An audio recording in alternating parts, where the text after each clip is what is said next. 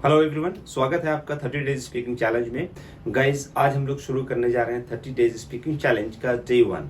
और गाइज आज डे 1 में हम बहुत सारी ऐसी चीज़ें सीखेंगे जिसकी हेल्प से हम बहुत सारे सेंटेंसेस बनाने के एबल हो जाएंगे, मतलब बना पाएंगे। और उसकी हेल्प से हम लोग बहुत सारे सेंटेंस बनाकर एक टॉपिक प्रिपेयर करेंगे। गाइज तो 30 डेज स्पीकिंग चैलेंज में ये डे 1 है और इसमें आज आपको मैं सिखाने जा रहा हूँ कि कैसे किसी टॉपिक पे बोलना है, मतलब कैसे इंट्रो करना है, कैसे शुरुआत करनी है। गाइस इससे बढ़कर और क्या बात होगी कि आप डे 1 में ही किसी टॉपिक पे बोलना सीख लें, किसी टॉपिक को प्रिपेयर करना आ जाए आपको। तो गाइस चलते हैं, और ये टॉपिक और ये वीडियो सभी लोगों के लिए है जो चाहे बेसिक लेवल पे हो या इंटरमीडिएट लेवल पे हो। वेट किस चीज का, चलते हैं और शुरू करते हैं। तो गाइस आज मैंने ये कुछ सेंटेंसेस लिया है। पहले हम लोग ये सेंटेंसेस को डील करते हैं, देखते हैं कि इन सेंटेंसेस को बनाने में हमें क्या परेशानी आती है या किस स्ट्रक्चर की जरूरत है। तो गाइस सबसे पहले मैंने सेंटेंस लिया है, एक लड़का है। अब ये बहुत बेसिक सेंटेंस है, एक लड़का है। अब कई बार हम लोग ये करते हैं कि अ बॉय कर दिया इंग्लिश में, अ बॉय इज। तो गाइस ऐसी कोई इंग्लिश नहीं होती है। अ बॉय इज आपने देखा है कहीं, मतलब एक लड़का, अ बॉय और है के लिए इज लगा दिया। ये कोई स्ट्रक्चर फॉर्मेट नहीं है, कोई सेंटेंस, मतलब ये एक प्रॉपर सेंटेंस नहीं हुआ। तो गाइस इसको बनाने का क्या तरीका है, एक लड़का है तो ऐसा नहीं कि अ बॉय बोल दें तो भी सेंटेंस नहीं होगा। अ बॉय अगर बोल दिया तो सिर्फ एक लड़का, मतलब एक वर्ड हो गया, ये एक सेंटेंस नहीं हुआ। तो ऐसे सेंटेंस बनाने के लिए जरूरत पड़ती है हमें गाइस देयर की। देयर इंग्लिश में कहते हैं इंट्रोडक्टरी को, मतलब देयर का जो यूज है, देयर जो इंग्लिश में है वो इंट्रोडक्टरी कहलाता है। इंट्रोडक्टरी इसलिए कहलाता है कि मतलब ऐसे बहुत सारे सेंटेंसेस हैं जहां पे हम देयर का यूज करके सेंटेंस को बना सकते हैं और मतलब हम बोल सकते हैं। जैसे आप इमेजिन करें कि किसी प्लेस के बारे में बोलना है, किसी पोजीशन के बारे में बोलना है, उसे डायरेक्टली हम इन्वॉल्व, मतलब किसी प्लेस और पोजीशन के बारे में बोलना है तो गाइस हम देयर का सिर्फ यूज करके देयर को लेकर बहुत सारे ऐसे सेंटेंस बना सकते हैं। तो सबसे पहले चलते हैं, देखते हैं। एक लड़का है, तो अब इसकी इंग्लिश हमें बनाने के लिए क्या करना है, बहुत सिंपल है। आपने कहा कि एक लड़का है तो देयर इज अ बॉय।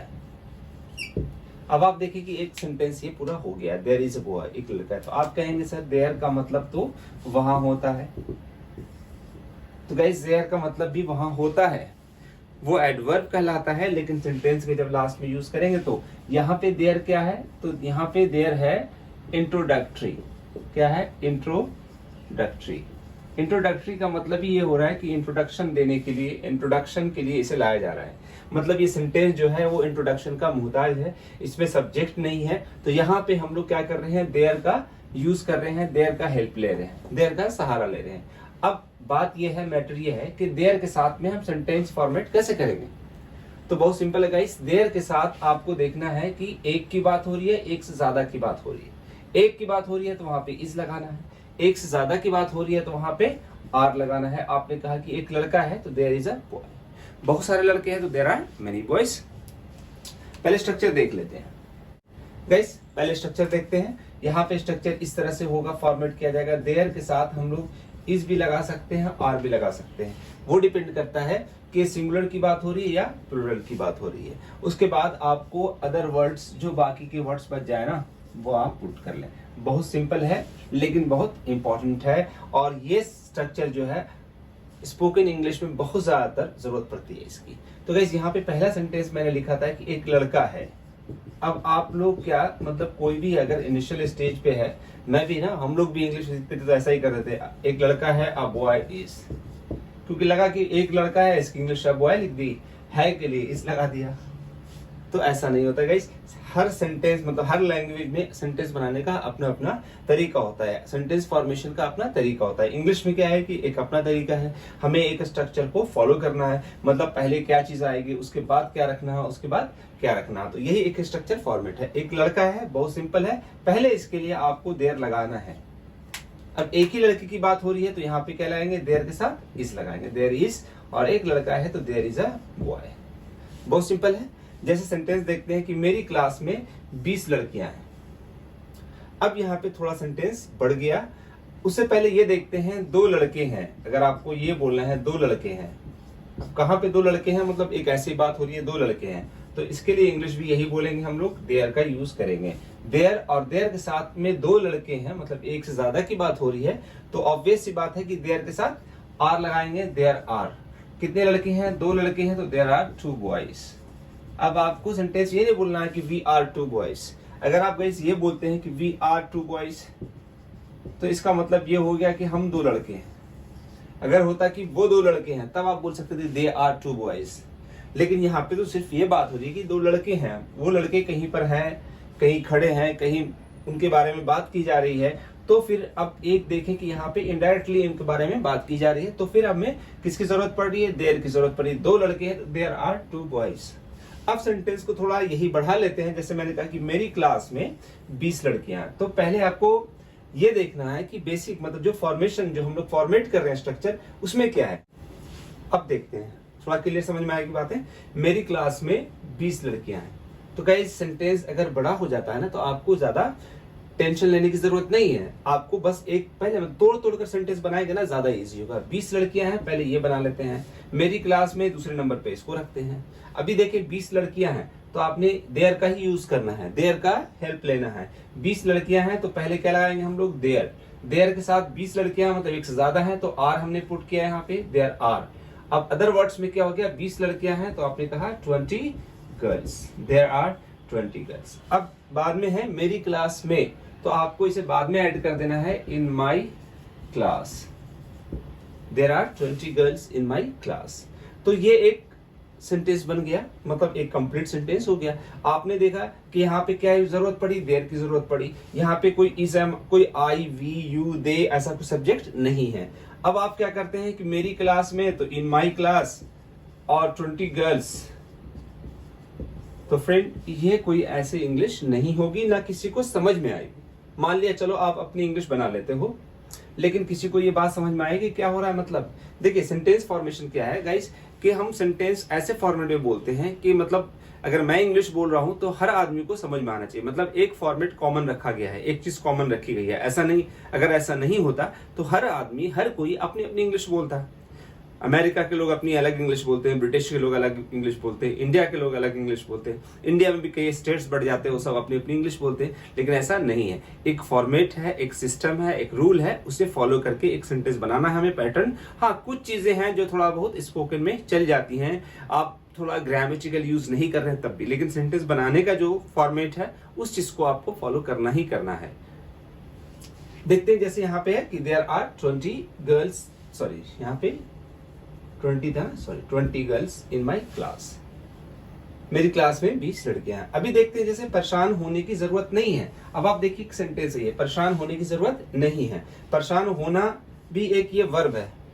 अगर देयर के साथ आप चाहे ना, देयर के साथ बहुत सारे सेंटेंस फॉर्मेशंस हैं जो सूट करते हैं, मतलब बन सकते हैं। अभी फिलहाल हम लोग बेसिक लेवल पे देख रहे हैं। जैसे मैंने कहा कि परेशान होने की जरूरत नहीं है, तो आपको यहाँ पे भी वही फंडा लगाना है कि पहले परेशान होने की जरूरत नहीं है, ये पहला है, और फिर परेशान होना ये दूसरे नंबर पे रखेंगे, तो इससे थोड़ा सा आसान हो जाएगा। परेशान होने की जरूरत नहीं है, तो पहले इंग्लिश इसके हमें बोलना है देयर इज नो नीड। अब जरूरत नहीं है, तो मैंने क्या किया? There is. अब जरूरत नहीं है तो मैंने नो नीड कर दिया, बस ये समझ लें, देयर इज नो नीड। परेशान होने की, तो there is no need to worry. Worry मतलब क्या होता है? परेशान होना, चिंतित होना, फिक्रमंद होना। तो there is no need to worry, परेशान होने की जरूरत नहीं है, सब कुछ आपको यही अवेलेबल होगा। आपने कहा कि there is no one to guide me, मुझे गाइड करने वाला कोई नहीं है। मुझे गाइड करने वाला, जो मुझे गाइड करे, ऐसा मतलब कोई नहीं है मेरी फैमिली में। तो लास्ट में मैंने लगा दिया in my family, there is no one to guide me in my family.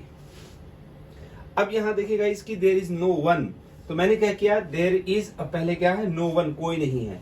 Guide करने वाला, तो आपको थोड़ा ध्यान देना कि आगे जब वर्ब आ रहा है तो किसी वर्ब से पहले हमें टू लगाना है, और टू लगा के वर्ब की फर्स्ट फॉर्म रख देना है। वर्ब समझ रहे हैं? क्रिया, काम।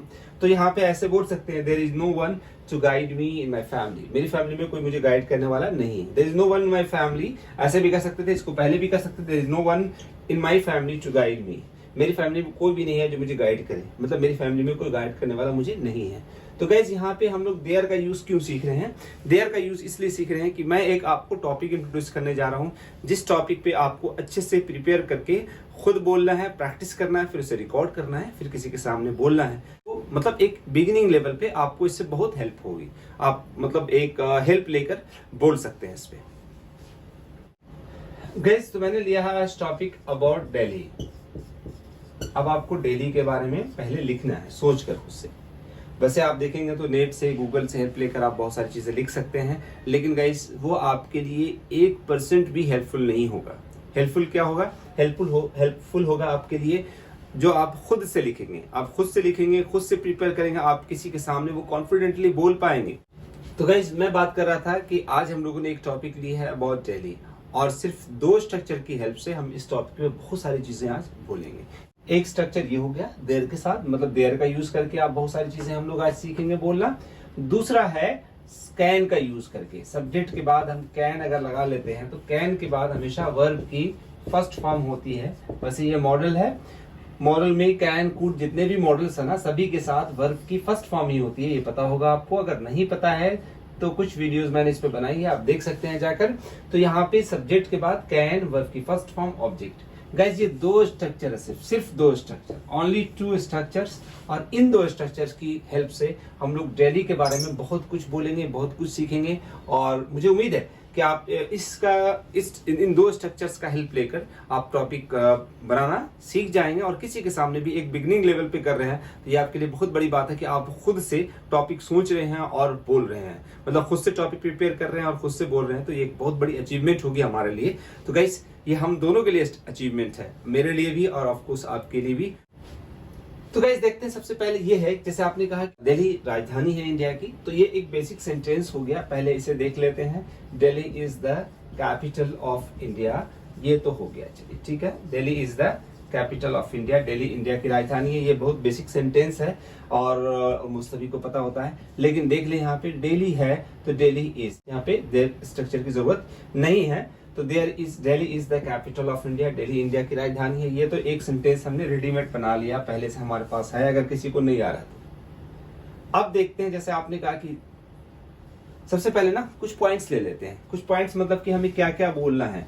तो हमने कहा कि पहले भाई हमें एजुकेशन के बारे में बोलना है। यहाँ पे पहला पॉइंट क्या रहेगा हमारा? एजुकेशन। दूसरा पॉइंट क्या रहेगा? हमने कहा कि कुछ हिस्टोरिकल प्लेस के बारे में बोलना है हमें, तो ये ले लिया हमने। तीसरा पॉइंट ले लिया कि भाई दिल्ली में बहुत सारे हॉस्पिटल्स हैं, मतलब ट्रीटमेंट, इलाज की सुविधा है, तो कुछ उस पर हम लोग बोलेंगे। चौथा क्या है कि प्राइवेट कंपनीज हैं यहाँ पे बहुत सारी, तो प्राइवेट कंपनीज हैं तो उसके बारे में कुछ बोल लेंगे। कुछ हम लोग पांचवा ये ले लेते हैं, कुछ ऐसी चीजें हैं जैसे लाइक हाँ, बहुत सारी मार्केट्स हैं, ठीक है, तो ये भी एक पॉइंट ले लिया। तो ये 4-5 पॉइंट्स अभी फिलहाल हम लोग ले लिया है, और इन सब पे हम लोग को सोचकर टॉपिक प्रिपेयर करना है दिल्ली के बारे में। ऑफ कोर्स सबसे पहली चीज ये होती है ना कि दिल्ली, किसी भी जगह के बारे में, चाहे आप दिल्ली, मुंबई, किसी भी जगह के बारे में आप इंग्लिश में बोलना चाह रहे हैं, तो आपके पास पॉइंट्स होना चाहिए ना, आपके पास लॉजिक होनी चाहिए, आपके पास मतलब वो बातें होनी चाहिए कि क्या बोलेंगे आप, किस चीज पर बोलेंगे। आपके पास कुछ थॉट तो हो, कुछ सेंटेंस तो हो हिंदी में भी, मतलब कुछ चीजें, मटेरियल तो हो जिसपे आप बोल पाए। तो इसलिए हम लोगों ने ये पॉइंट्स तैयार कर लिया है। अब हमें ये पॉइंट्स को दिमाग में लेकर सेंटेंस बनाते जाना है। जैसे आपने कहा कि भाई एजुकेशन के बारे में बोलना है, तो एजुकेशन में स्कूल, कॉलेज, यूनिवर्सिटी, सारी चीजें आ गई। आपने कहा कि भाई दिल्ली में बहुत सारे स्कूल्स हैं, तो आपने कहा दिल्ली में बहुत सारे स्कूल्स हैं। अगर आप चाहें तो लिख सकते हैं गाइस, पहला सेंटेंस लिखते हैं, बाकी लिखने की जरूरत हमें नहीं पड़ेगी। दिल्ली में बहुत सारे स्कूल हैं। तो यहाँ पे भी वही बात है कि बहुत सारे स्कूल हैं, तो इसकी इंग्लिश हमें पहले बोलना है। बहुत सारे स्कूल्स हैं तो देयर का यूज करके बोलेंगे देयर आर। देयर के साथ आर क्यों लगा रहे हैं हम लोग? क्योंकि बहुत सारे, मतलब एक से ज्यादा की बात हो रही है, तो there are many schools, there are many schools, और अ लॉट ऑफ स्कूल्स भी कह सकते हैं। अब दूसरा क्या है? दिल्ली में, एक सेंटेंस ये बचा, तो हम क्या बोलेंगे आगे? In Delhi there are lot of schools, there are many schools in Delhi. Delhi में बहुत सारे स्कूल्स हैं। तो ये एक पॉइंट हो गया, हमने लिखना था, ठीक है। आपने कहा दिल्ली में बहुत सारी यूनिवर्सिटीज हैं, बहुत सारी कॉलेजेस हैं, तो फिर यहाँ पे भी यही होगा, there are many schools, there are many colleges, universities. कहाँ? दिल्ली में, तो आपने कहा इन दिल्ली। देखिए आप, मैंने यहाँ पे भी देयर का यूज करके एक सेंटेंस बना दिया। देयर आर, देयर के साथ क्या रखा? आर रखा, क्योंकि जाहिर सी बात है बहुत सारे स्कूल्स, बहुत सारे कॉलेज, जो अदर वर्ड्स, जो आगे का सेंटेंस जो वर्ड है ना, वो यहाँ पे ऑब्जेक्ट जो है वो प्लूरल है, एक से ज्यादा है। तो आपने कहा कि there are many schools, colleges, universities in Delhi. Delhi में बहुत सारे स्कूल्स हैं, कॉलेजेस हैं, यूनिवर्सिटीज हैं। अब जैसे एग्जाम्पल के तौर पर आपने कहा कि फॉर एग्जाम्पल, या फॉर इंस्टेंस भी कर सकते हैं। फॉर इंस्टेंस का मतलब क्या होता है गाइस? फॉर इंस्टेंस मतलब मिसाल के तौर पर, ठीक है। फॉर इंस्टेंस जामिया,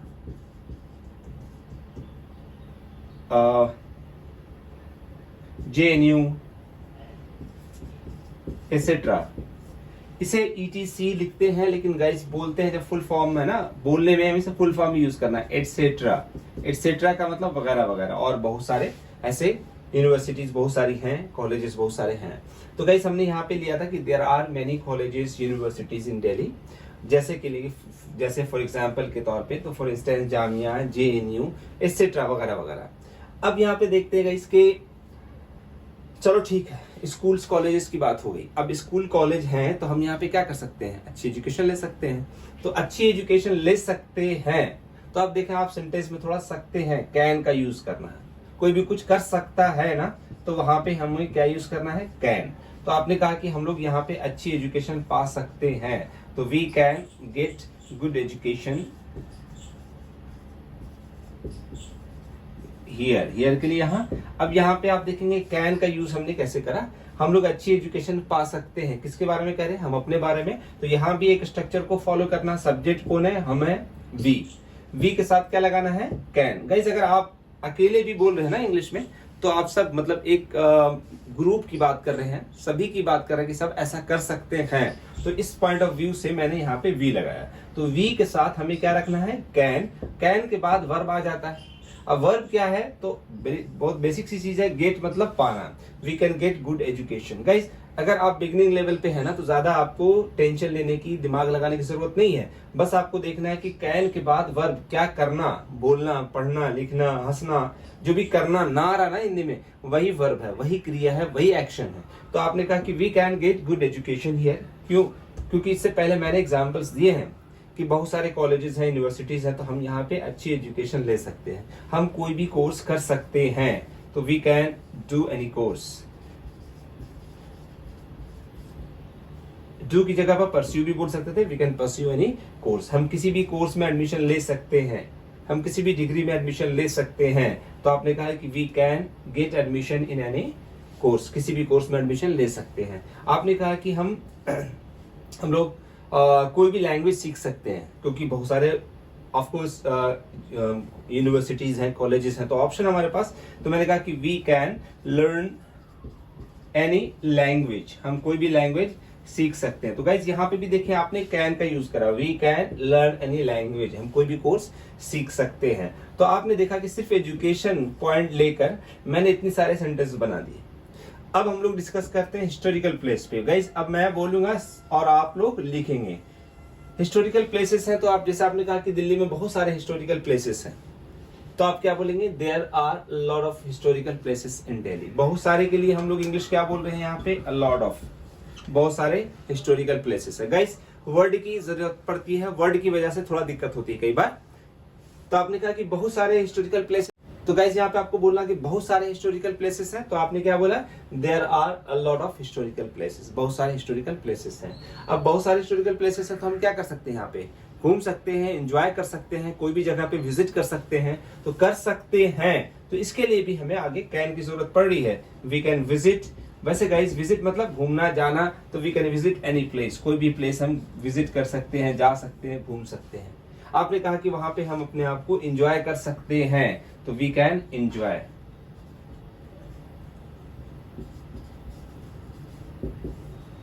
बहुत सारे पार्क्स हैं दिल्ली में, हम वहां पे खेल सकते हैं, ठीक है। तो बहुत सारे पार्क्स हैं, तो इसके लिए भी इंग्लिश यही बोलना है कि there are a lot of parks in Delhi. हम वहां पे खेल सकते हैं, वी कैन प्ले देयर, हम लोग वहां पे एंजॉय कर सकते हैं, कुछ देर बैठ सकते हैं। तो आप यहाँ पे सकते हैं के लिए क्या लगा रहे हैं?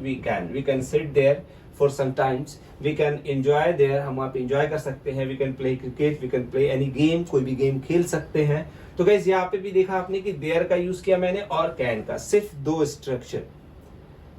आगे देखते हैं, बहुत सारे हॉस्पिटल्स हैं दिल्ली में, तो आपने कहा कि there are many government hospitals in Delhi, बहुत सारे गवर्नमेंट हॉस्पिटल्स हैं, बहुत सारे प्राइवेट हॉस्पिटल्स हैं। तो आपने कहा कि there are a lot of private hospitals, there are a lot of government hospitals in Delhi, बहुत सारे गवर्नमेंट हॉस्पिटल्स हैं दिल्ली में। तो गाइस आपने देखा कि यहाँ पे भी मैं सब्जेक्ट मतलब देयर का यूज कर रहा हूँ। There are a lot of government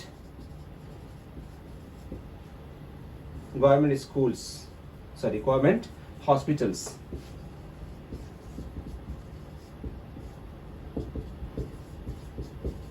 तो यहाँ पे देखिए मैंने यहाँ पे भी क्या किया, देयर का यूज किया। There are lot of government hospitals in Delhi, बहुत सारे गवर्नमेंट हॉस्पिटल्स हैं दिल्ली में। तो हम यहाँ पे अगर गवर्नमेंट हॉस्पिटल्स है तो क्या कर सकते हैं, ऑफ कोर्स फ्री इलाज करवा सकते हैं। तो हम लोग क्या बोलेंगे यहाँ पे, we can get free treatment, we can get free treatment here, हम यहाँ पे फ्री ट्रीटमेंट इलाज करवा सकते हैं, ले सकते हैं। तो गाइस यहाँ पे भी देखा आपने कि देयर का यूज किया और कैन का। बहुत सारे हॉस्पिटल्स हैं, गवर्नमेंट हॉस्पिटल्स, तो मैंने बोला there are a lot of government hospitals, और दिल्ली में तो आगे इन लगाकर बोल दिया, इन दिल्ली, दिल्ली में। आपने कहा कि हम वहां पे इलाज करवा सकते हैं, तो we can get free treatment over there, हम वहां पे फ्री में इलाज करवा सकते हैं। यहाँ पे हेयर देयर आप जो भी बोले, ठीक है। आगे देखा मैंने, आगे हम लोगों को करना है, जैसे आपने कहा कि बहुत सारी प्राइवेट कंपनीज है दिल्ली में, बहुत सारी मल्टीनेशनल कंपनीज है। मल्टीनेशनल समझते हैं MNC शॉर्ट फॉर्म है, मल्टीनेशनल कंपनीज। तो बहुत सारी MNCs हैं दिल्ली में। तो आपने कहा कि there are lot of MNCs in Delhi, मतलब there are lot of multinational companies in Delhi, बहुत सारी मल्टीनेशनल कंपनीज हैं, हम वहां पे जॉब पा सकते हैं, ले सकते हैं। तो आपने कहा कि we can get a good job, हम लोग अच्छी जॉब पा सकते हैं। We can achieve a lot of things, हम बहुत सारी चीजें हासिल कर सकते हैं। तो गाइस यहाँ पे एक वर्ड नया आया हमारे लिए, अचीव, ठीक है। आपने कहा कि हम पैसे कमा सकते हैं, तो कमाने की भी इंग्लिश पता होगी आपको, बहुत आसान है, अर्न। तो आपने कहा कि हम पैसे कमा सकते हैं, तो वी कैन अर्न मनी, और हम एक अच्छी लाइफ बिता सकते हैं, we can survive a good life.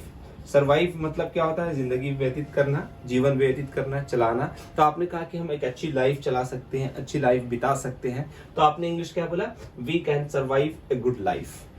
हम अपने पेरेंट्स को हेल्प कर सकते हैं, हम अपने ब्रदर्स सिस्टर्स को हेल्प कर सकते हैं। तो आपने बोला we can help our brothers sisters, we can help our parents, हम अपने पेरेंट्स को हेल्प कर सकते हैं। तो गाइज यहाँ पे भी आपने देखा कि सिर्फ कैन और देयर का यूज कर रहा हूं मैं, और इन सब से ही सेंटेंस बना के इजिली बोल पा रहा हूँ।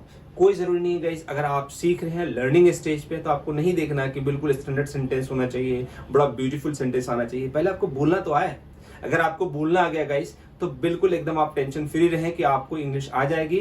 फिर तो आप पे डिपेंड करता है कि इंग्लिश में ब्यूटी कैसे लाना है, इंग्लिश को कैसे पॉलिश करना है। आपको एक बार चलना आ जाए। आपने देखा होगा कोई भी बच्चा अगर चलना सीखता है ना, तो वो भी लड़खड़ाता हुआ, गिरता हुआ सीखता है। ऐसा नहीं कि बिल्कुल एकदम से परफेक्टली चलने लगता है, परफेक्टली दौड़ने लगता है, ऐसा कभी नहीं होता है। तो गाइज आप भी वही चीज अप्लाई करें, वही चीज सोचें कि आप भी इंग्लिश बोलना सीख रहे हैं, तो आपको पहले सेंटेंसेस बनाना आ जाए, बोलना आ जाए। अभी इतनी सारी चीजें अगर आपको खुद से लिखना बोलना आ जा रहा है, तो इससे बड़ी बात और क्या होगी। बस आपको करना यही है कि इसी तरह जैसे मैंने आपको गाइड किया, सेंटेंस सोचकर लिखें, प्रिपेयर करें पहले, मतलब लिखें। लिखने के बाद नहीं भी लिखते कोई बात नहीं, खुद बोलकर प्रैक्टिस करें। अगर आप लिखते हैं तो लिखकर उसे 2-4 बार पढ़ें, उसे 2-4 बार खुद से बोलें। खुद का लिखा हुआ 2 बार 4 बार भी अगर आप पढ़ते हैं तो वह रटने वाली बात नहीं होगी, वो एक कॉन्फिडेंस आएगा। आप वो सारे सेंटेंस जो है ना दिमाग में आपके फिक्स हो जाएंगे, और आप किसी के सामने भी कॉन्फिडेंटली बोल पाएंगे। अब कहीं पे भी ऐसी सिचुएशन, मैंने कहा यार बहुत सारे ऐसे लोग हैं, या there are lot of people like this, ऐसे बहुत सारे लोग हैं। आपने कहा कोई ऐसा नहीं है, देयर इज नो वन। गांव में ना एक अच्छे स्कूल की जरूरत है, there is need of a good school in my village. तो यहाँ पे मैंने सेंटेंस बोला कि एक अच्छे स्कूल की जरूरत है, तो देयर का ही यूज लेके कर रहा हूँ, देयर का ही यूज लेकर बोल रहा हूँ। गाइस देयर एक ऐसा है ना सेंटेंस, आपको सब्जेक्ट समझ में नहीं आ रहा, बस देयर लगाओ, और उसके बाद जो इज एम आर आ रहा है, इज आर आ रहा है, इज और आर ही होगा, ऑब्वियस सी बात है, एम नहीं होगा, क्योंकि देयर है, आई होता तो एम होता।